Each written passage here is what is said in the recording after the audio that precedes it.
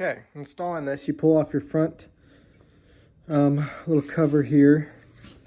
You're going to remove your front shock bolt here, all 4 steering rack bolts. You're going to remove your air vent, which we're going to replace with a 90-degree air vent. And then you got your steering rack off over there. Remove this bolt, and you're just going to push this steering rack back from both sides so you can get these bolts so the bracket can clear, past the bolts. To do that, you're going to put our upgraded washers on the bottom of these and along on the front as well. And just be sure that it's not touching, your bracket's not touching your radiator right there. And make sure it's not touching your diff. Leave about a 1/8 inch to a 1/4 when you're mounting it off the diff. So next step is put the winch in, bolt the winch up. So when you put your winch in, the blue terminal is going to be on the front and your winch line is going to feed from the bottom. So basically, grab it, stick it in here. All right, once your winch is in there, just going to bolt it in from the bottom with your supplied bolts and oversized washers. All right, so once you have your winch all bolted in, you're going to take your front OEM plate. You have your bolts that came with the winch and your fair lead.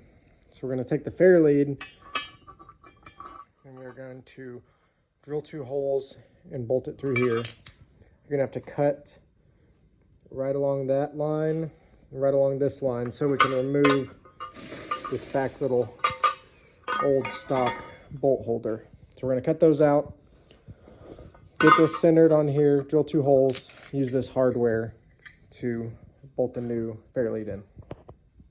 Okay, so what we're going to want to do here, see the line down the back? We're going to try to cut right along that line. And then we're also going to have to remove this weld. So what we want to do is we're going to cut right next to this weld and this weld, so we're going to have to grind the weld off. And then we're going to cut along this line to get this back section off. Okay, so once you get it down to this point, cut this section out. You're going to come down and just grind this weld down and this weld until you can make it flush with this outside plate.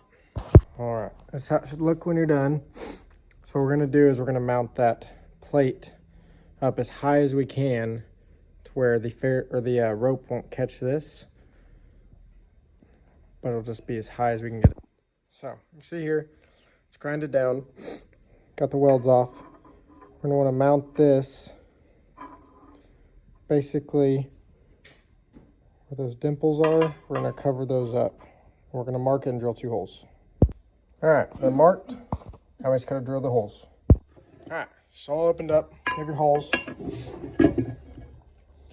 So if you look, and this is set on here, it covers up those 2 little half circles.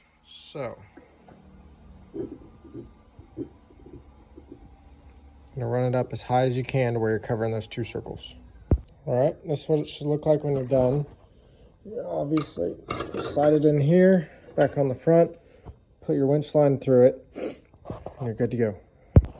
All right, so once you got your 4 bolts back in, these 2 go to your front plastic. Just take your little hook and you're gonna install it. All right, once you get the front back on, that's how it's gonna look. Still haven't hooked up the wires yet. We're gonna have to, this is your breather line. There's a little bit of slack in the top, so we're gonna pull this down and we'll reconnect it to our 90-degree fitting down there. And then we just gotta run the wiring. We're gonna start by removing this guy. All the wiring is gonna be basically right here. Your positive, negatives under here. You have a switch and you're also gonna have 2 remote switches.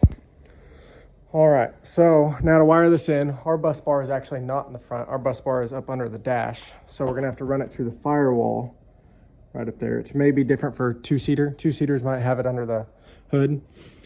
So we're gonna take our control module with the wires up. We're gonna hook it into this bolt hole. We're also going to run a zip tie around that frame rail right there.